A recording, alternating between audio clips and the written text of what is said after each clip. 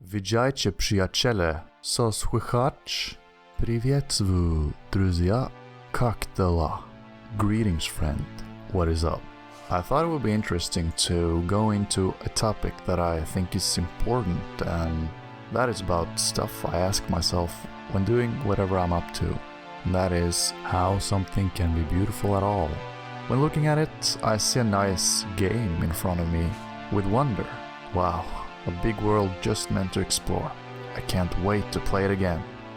Before we dive straight into it, I've noticed that Polish and Russian players on YouTube are playing Heroes 3 a lot.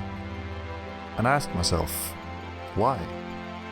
And I think there is because of the culture. I know for a fact how much it is valued having good literature to perform in a classical branch like ballet, or to watch a classical piece by the orchestra. So like H3 kind of reminds me of an old painting mixed with gaming. Since beauty can be found in the eye of the beholder, anything in theory could be perceived this way. I think finding it in this game comes very natural to me. When I'm in the right mood, I can literally find anything beautiful. Objectively, Heroes 3 has the 3D graphics of the late 90s with the theme of the Renaissance. This, to me, creates a feeling of homage, of life. We're celebrating what nature presents us to us human beings. Heroes of Might and Magic 3 has something captivating about it that also the sequel in its series has a lot, in my opinion. So it's hard to find what makes a game beautiful, but in comparison to other games, Heroes 3, it's not that hard to find beauty in it. It looks nice and it has very nice music. And so I'm going to go into the different aspects of the game regarding the different aesthetic senses. So I'll look at the graphics, the music, the gameplay, and I will also take a look at my experience. What do I feel when I play the game? Yeah. So without further ado, here's my analysis of what makes Heroes of Might and Magic 3 beautiful. What is a video game? So, a video game, huh? Not too many years ago in human history, we had books. Before that, all we had was stories. It was the thing we went for when we wanted to be entertained, when we wanted to be a part of something that was out of the ordinary daily life of work, of routines, of our living. Songs were sung to put children to sleep with lullabies, and theater performance made the audience a part of a story. When films came along, we saw living pictures on the screen, without us affecting the outcome of what was showing in front of you. Now we have the option to choose. Choose what media that suits your needs the most. So, a video game. A video game has the qualities of a book. It shares its writings. A video game has the resemblance of a concert hall, though you're not with thousands of people. Things are happening on screen that you are not responsible of. They are programmed in beforehand. When you're reading a book, a theory that I learned at university was that the experience gets different every time because you're enriched with, as I said, a new experience that you didn't have before. The thing that makes a video game's experience so different from a film's is that you're in control of the action. You have the freedom to move around and to explore. Equipped with mouse and keyboard, you're in charge. You control the outcome. So, a video game, huh? A video game has the properties of books, music, film in a beautiful way. The old circuits of the pieces combining a modern-day computer is not cold. It starts to show and resemble warmth. It shows us the creation that minds of our ancestors were able to come up with, for us to put together of a combination of green and blue colors inside of a computer screen. What you see is words and images meant for us, but it's actually red, blue and green colors. That's kind of freaky to think about, but that's actually what it is. A quick Google search defines beauty as a combination of qualities such as shape, color or form that pleases the aesthetic senses. especially the sight. Though it can be defined in many ways, I would like to take some time to talk about the beauty of Heroes of Might and Magic 3 and why it matters to me that it has qualities of beauty in it. And that brings us to the graphics. The first thing we were represented with back in the 90s, before we ever tried the game, was the game cover. We could imagine what kind of game this was by just looking at it, and to me, with the great use of gold in the font, I automatically wanted it more. The artists of that time decided to go for a 3D aesthetic approach when designing the game cover. In the early 90s, before 3D was becoming a big thing, we saw drawings on most games on the covers in the stores. This was the time where we were transitioning into the world of 3D, but not completely. Heroes 3 is viewed in 2D, with cinematics being 3D. We see objects like artifacts on the adventure map that are in 3D. This to me reserves the magic of 2D gaming. When I went to university to study art and aesthetics, one of the classes I took in my art degree was a class about frescoes, the lower part of the church paintings. So, an entire university course was evolved around this niche inside the church that most people do not look at first. But when you look closer at them, you realize that they are important and that the church art could not be complete without them. Now, I feel the same way about the visuals of Heroes of Might and Magic 3. The whole game takes you to a world that is filled with fantasy-themed landscapes and creatures. In parallel to the frescoes from my class at university, the game looks to me like art of inside a church. The embellishments of the border of the adventure map looks like something you would see inside a traditional church or on the frame of an expensive painting. In Heroes of Might and Magic 3, the hero portraits look like paintings that you would see from Leonardo da Vinci, and it baffles me that this game can really shake the foundation of what makes it beautiful to this day. It just brings me to my knees, literally. Like the portraits look like real persons. I really want to have something to do with them. Like, who are they? Where do they come from? What world have they been to? Looking at them just makes me wonder who they are in a more interesting way than you would with like most characters. It just goes well with the game as a whole. It blends very well. So here it is not just laid flat towards you. Sure, you can find some lore to the hero by right-clicking on the portraits from the hero menu. I think the world of Varathia with these heroes portraits spark my imagination of who they are. I would say that the art style in general in Heroes 3, both when it comes to the design of the 3D models in the game, as well as the concept art that we see on the poster that came with the first release of Restoration of Varathia that I got my hands on in a thrift store, in mint condition by the way, with plastic around it and everything, are great. I even have the game to this day, although I open it and I had to check out everything there. I really like that there are drawings of units from the game that can be found in the original game. Since the game nowadays are found on goodoldgames.com, the game is bought as a digital copy. While it gives you access to the game without the need of a CD-ROM, it also does not give you the paper format of the instruction booklet and drawings that the original release has. On the backside of the game cover we could see colorful worlds and mighty battles being duked out, seeing the real graphics of the game. The picture we see on the front cover shows models that resembles the ones in the real game, but some of them are not. I'm talking about the knight and the horse with the red glowing eyes. Like, where do you find those in the game? I can't seem to find those people there. Where are they? I don't understand.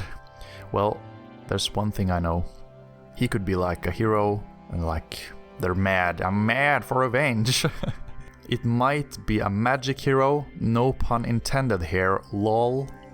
This goes to say along with the next part of this video, which is about music. But when double-clicking on that desktop icon, you know it's about to happen. Blasting sound effects with characters appearing on the black monitor showing you what kind of game you're about to play. The dude saying 3DO. Oh man, You know this is the real deal. You're presented with biblical-inspired representations in pictures. You know this will be good, just listening to the musical piece in the intro of this game. It's got the freaking earth, for crying out loud. Then we get our first cinematic. The suspenseful theme is telling us that something is not right. We must guard ourselves in the dangerous world with monsters lurking around every corner. Then we're presented with the actual units from the game. Like the Minotaur from the Dungeon Overlords fighting the Iron Golems from the wintry and magical Tower Town. It's epic to say the least. And it shows you what kind of adventure you're in store for here, in this turn-based strategy with fantasy-themed elements. Man, I just feel grateful, and the Heroes 3 intro is blasting through my desktop speakers, together with the visual graphics of the start menu. Man, think of all that we as humans have been able to be achieved. We should not take life for granted, man. And we should live our life in the kindest way we can. I just want to thank everyone for all the good we have in the world. Imagine what we could accomplish when working our hardest together. We get something like this, a gem of a game that has stood the test of time within the genre of PC games. Man, we should pat ourselves on the back, man. It's really something. Like to have access to beautiful games like Heroes 3. Man, we should be... yeah. Even though the music stands strong by its own, in my opinion, the graphical engineering done for this game is very clean to the eye. And what I mean by that is whether it's green grass outside a castle or you're looking at a swamp near the fortress town that's iconic for that town. The team responsible for the visuals in Heroes 3 I think did a very brilliant job in my opinion here. I especially like the gold-themed user interface with the darker shades near the edges. The iconic clicking sound is also preferable. Now we are on to the next part, which is the music. In my early days, when I was around 9, I played the cello in an orchestra, and we played most classical pieces there. I personally liked best to play Baroque music, but I also liked music from the Romantic time era. While the Baroque was darker and grittier, like Bach's Toccata and Fugue in D minor, with the more technical aspects to it, the Romantic music was more of a celebration of human thriving and getting closer to the highest of good through music. So, the Baroque music has more systematically and technical compositions to it. It's kind of showing off in a good way, while the Romantic relies more on emotion. So therefore, when you play the bow on the cello like I did, you put it down more with feeling, rather than getting it technically and fast. So it's kind of different in that regard.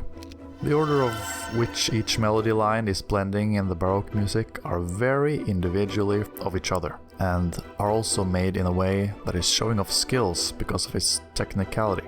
What I mean by this is you show each line of notes, if I explain this correctly. I also hope I say Baroque correctly. Baroque? Is it Baroque? I say Baroque. Barack Obama. Brock. Okay, so Tudaka, it really goes great. The organ, and when you put on the second hand on the keys, yeah, I think you know what I mean. I'm not suggesting that this is a bad thing, because it's a distinctive thing about the time of which Bach existed. Performing a technical difficult piece in front of an audience is like Ronaldinho, the football player, doing a dribble with a glimpse in his eye on the soccer field. Yeah, it just adds brilliance over the understanding of the game that is being played. If you're looking at a golf game, he just puts in the little extra. Then he's yeah, this is what makes it all worth it, man. This player, he represents something more than just golf. On the other hand, there is the Romantic era in music. Not so much about showing off what you can do on an organ with two hands, rather seeing how the tool of music can, with its functioning properties, can be able to touch the human soul. How can a bunch of sound waves on top of each other, timed in a specific manner with certain instruments, be so pleasant to listen to? The romanticist figured it out. That is what I get out of it, at least. Have you ever heard so much care and feelings into a piece like Vivaldi's second movement of Winter? The violin literally cries out a melody that flies through the winter skies, while the orchestra works as the cold staccato that reflects ice and snow. How is this to be not any more brilliant? I can almost not believe that this has ever been came up with, and I'm really happy that also I've been a part of it, because I have performed the Four Seasons by Vivaldi with an orchestra while I play the cello. Yeah, pretty proud of that one. With a great appreciation of this type of music, I really enjoy listening to the composer of the Heroes 3 game, Paul Anthony Romero's compositions. The music of the Heroes of Might and Magic 3 series reminds me of the music that I used to play on the cello in the orchestra. And one of my all-time favorites projects to work with here was, as I mentioned, the Four Seasons by Antonio Vivaldi. And it kind of resembles the Heroes 3 music, it kind of reflects nature. When you're standing on grass, you hear like bum ba da da da da da dum bum bum, from the Hero series. It's like, yeah, man, I'm on grass, yeah. This is what it sounds like. Peaceful. The music here was written to reflect how nature sounds goes through an orchestra. He must have thought, Vivaldi, what does summer sound like? When is nature's wrath at its peak in spring? Can I make the snowflakes' rhythmic dance reflect through the string section of an orchestra? What should the listeners feel like when hearing what autumn's transition into cold weather should be? Questions like these was answered through his pieces. Even without the visual stimuli of nature of the orchestra performing it, you can imagine beauty when it's being presented with this kind of music, man. It's strong stuff. I believe Paul Anthony Romero was inspired to make music as beautiful as the nature we are looking at on the screen of this game. He probably had to imagine what the sound of heroes traveling by boat on the open sea sound like. It's beautiful. Then make it into an orchestral piece when he was asked to make the music. I checked out one of the YouTube videos of where the music of Heroes of Might and Magic 3 is posted, and I saw a post in the comment section of Paul Anthony Romero. Sorry, I keep saying that wrong. I keep mixing it with Michael Romeo from Symphony X, which is also a classical influenced band. But anyway, he said, I forgot about some of these pieces. Thank you for posting it. How, man? How can you forget about it? It just says something about his character, man. It's you forget that you wrote that brilliant stuff. Wow, man. The melancholic tones of brass and strings when on the lava environment, for instance, takes you right to that place. There's no doubt that we're on dangerous land, with hounds in leashes, with Ifriti burning flames in his eyes. And, when standing on top of a snowy mountain looking down on the valley, sad tones weep from the cello. Yeah, that's what I actually believe. They use cello when you're on the winter terrain inside of Heroes 3 here. And also when you're on Blight, I believe that's what it's called, or it's like dead vegetation. Man, you made sure you're not in the right place. It's cold and the living dead is right around the corner. Be careful. A theme that we are all familiar with is the one that we hear when we wait for our opponent to make a move. It starts with a few chords on the harpsichord, then followed by sweet string instruments with pizzicato. Pizzicato is when you're not using the bow, it's when you use the fingers, so it's like plucking. So it's like plum plum plum plum plum plum plum plum instead of yeah.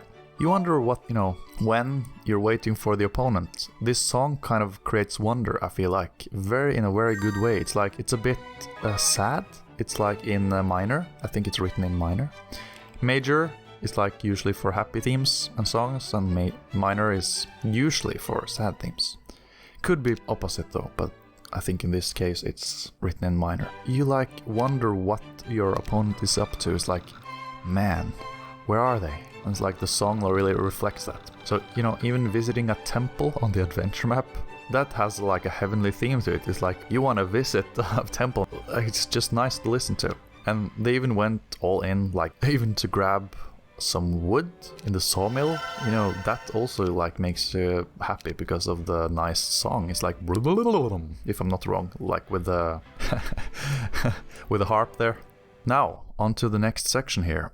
We are going to talk about the gameplay. So, how can gameplay affect how a game can be beautiful? Or how can beauty be reflected inside of, you know, how a game is made? So I'm going to talk about that for a second. Programming, good programmed games or good programming and great codes can be beautiful. Now, it's really created by some creative people there. Don't underestimate coding. So a part of what makes this game a great experience is the fact that it has very little lag in it. And, you know, the game is very responsive.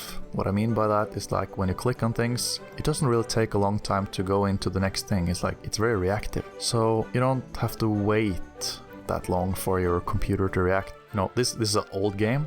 Heroes 3 is quite old, but even though it's kind of, you know, it works on today's computer. So even if we were talking back in the 90s, maybe the game had some kind of lag if you didn't have the best computer with the right specs. While Heroes 3 was made for 90s computers, it runs perfectly fine on the Windows 10 through, goodoldgames.com. I still actually own a laptop with 2 copies of Heroes 3. I have the original, which I bought, and I also have the re-release, or the Heroes Complete Edition for the CD. So when running it, it sounds like it runs like a CD should. The time it takes to start the game, it takes a few seconds longer than if you had the game digitally. Even though it's a re-release of Heroes 3, it's crazy to think about that it runs smoothly on a PC to this day.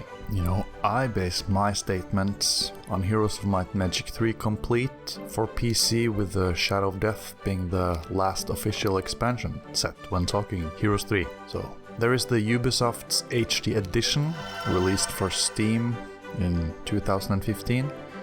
But the problem about it is that it lacks both of the later expansion sets. It's like, it is the Restoration of Varathia game without Armageddon's Blade and the Shadow of Death. So even though it got, you know, refined graphics and everything like that, it doesn't really matter when you don't have the whole complete game. Unfortunately, I believe statement was given like they couldn't find them. They couldn't like find the original Armageddon's Blade and Shadow of Death, the CD. They couldn't like find it, so... Yeah, so previously when building inside a town without the HD mod, you would experience a slight lag. It would prevent you to get anywhere for those few seconds. A cool thing is that the developers of the HD mod removed this lag. You know, that's quite awesome. You know, that takes some time and effort to do. When playing an old game in modern times, having it work less disruptive than before is cool. You still play the game you know and love, but with a refined touch. It takes effort to go into the codes of the game and fix this, you know, like small things like building a structure. That's great, it doesn't really take that. They have removed the lag. Alright, we're going to talk a little bit about my experience. So I'm gonna first talk about that, you know, when we feel something beautiful, what happens is that serotonin, oxytocin and dopamine mixed with endorphins. That is the answer of what is making us happy, I guess you could say. That is the chemistry in our brain. So I just found that out. So when I do something that I love, I get goosebumps. You know what goosebumps is? It's like your skin is like getting like all bumpy. It's like I get that all over my back, and it's like if I listen to, it could be anything really. So it could be whether I get a new realization of something, like I get a really good idea, or if I reach a goal, or you know, something like that. Even touch, or if I hear a nice song. I have said that beauty exists in the eye of the beholder. Something beautiful could be real for one person, while it could be totally another thing for the next one. I think we can all agree on that beauty, it is something real, although it's not that easy to like exactly say like where is it, where is beauty. It's not like that painting is beauty, well, maybe. In combination of the senses, touch and smell, that could like trigger something like a good feeling. So if you went swimming in nature and saw a real nice bird, or like if you're cooking food with a friend and it's like he's cracking a really nice joke, you really have to pay attention to see when beauty is right in front of you, because it might be you might never get to see it again. The beauty of video games is that they trigger several of the human senses. which can lead to powerful experiences to the player. So as humans, we are differently put together. Some react more auditory, while others are more receptive to touch to get a sense of beauty. The way we are developing games now are quite interesting. It's taking us in the direction where there is like an adventure for everyone. You want VR? We got VR. You want, something else? Yeah, we got old games too. You want like the old classics? Yeah. So we move into the fourth dimension with virtual reality. So video games are becoming more and more real, and it will like influence the way we perceive beauty. I truly believe that. I truly believe that to be the case. To wszystko na ten czas. Dzięki, że wpadłeś. Na to все. Spasibo, sto zaszli. That's it for this time. Thanks for stopping by. It means a lot for me that you check this video out. So I appreciate it. What beauty is can be a bit of a code to crack, though it's a fun and challenging one. It's important, to discuss this because pursuing that is something abstract and meaningful, like finding out about beauty, I think having it a part of our lives makes for a more pleasurable experience. For instance, if Heroes 3, if it was like just a game without all the characters and colors, would it be that fun of a game? Well, it would function as a game, it would work just as smoothly as it does, but there will be nothing to look at, there will be no world to believe in. I believe that we need beauty in our lives, not just beauty, like art. We need stuff to look nice. It's like it's okay for things to function, we need order, but on the other hand, if we have art, we need some expression. It will be like very, very gray without it, I don't think a world without art or music or a film, that would be quite boring, wouldn't it? Beauty needs a place in society. I think that is like what we are drawn towards to in the first place.